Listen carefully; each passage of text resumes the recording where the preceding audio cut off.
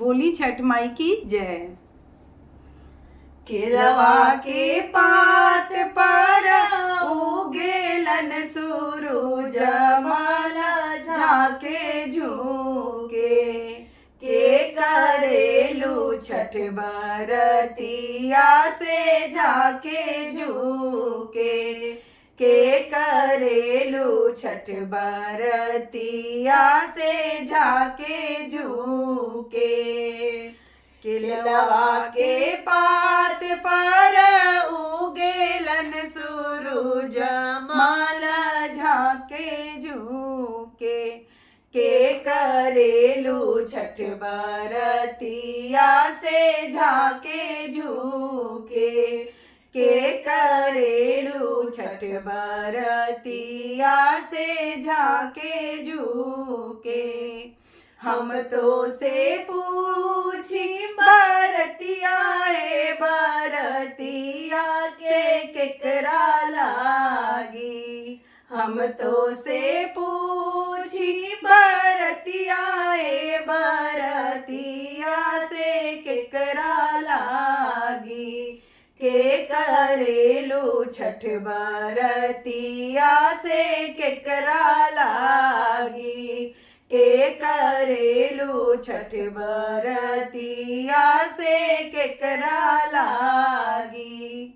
हम रोजे बेटवा तोहन ऐसन बेटवा से उनके लागी, हम रोजे बेटवा तोहन ऐसन बेटवा से उनके लागी, से करेली छठ बरतिया से उनके लागी, से करेली छठ बरतिया से उनके लागी। अमरुदिया के पात पर उगेलन सूरज मल झाके झुके, के करेलू छठ बरतिया से झाके झुके,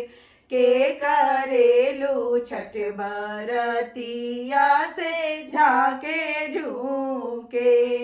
हम रोजे स्वामी तोहन ऐसन स्वामी से उनके लागी, हम रोजे स्वामी तोहन ऐसन स्वामी से उनके लागी, से करेली छठ बरतिया से उनके लागी, के करेली छठ बरतिया से उनके लागी। नारियल के पात पर उगेलन सूरज मल झाके झुके, के करेलू छठ बरतिया से झाके झुके, के करेलू छठ बरतिया से झाके झुके। हम तो से पूछी बरतिया ए बरतिया से केकरा लागी, हम तो से पूछी बरतिया ए बरतिया से केकरा लागी, हे करेलू छठ बरतिया से केकरा लागी, हे करेलू छठ बरतिया से केकरा लागी।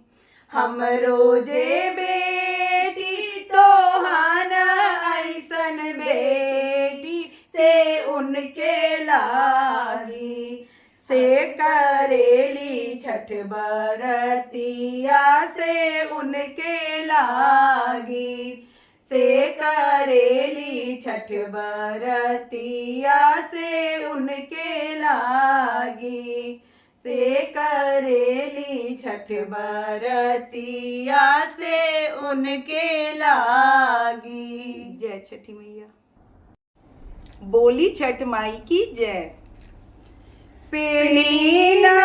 बलमाजी पियरिया चली छठी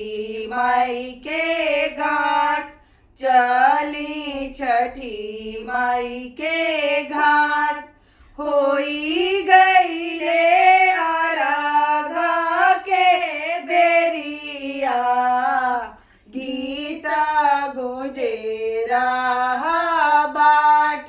गीता गुंजे रहा बाट छठी माई के बनी ना कहरिया दौरा धैली मात दौरा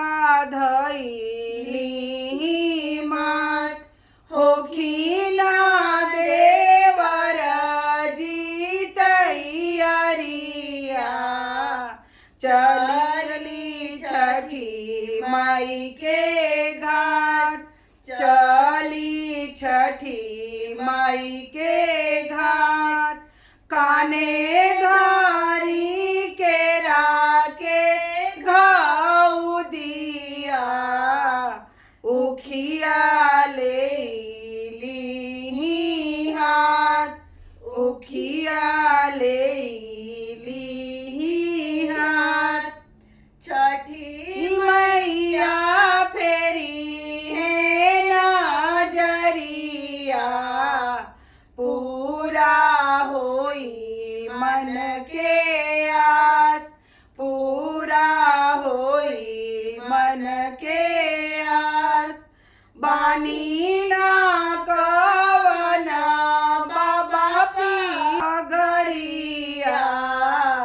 चली छठी माई के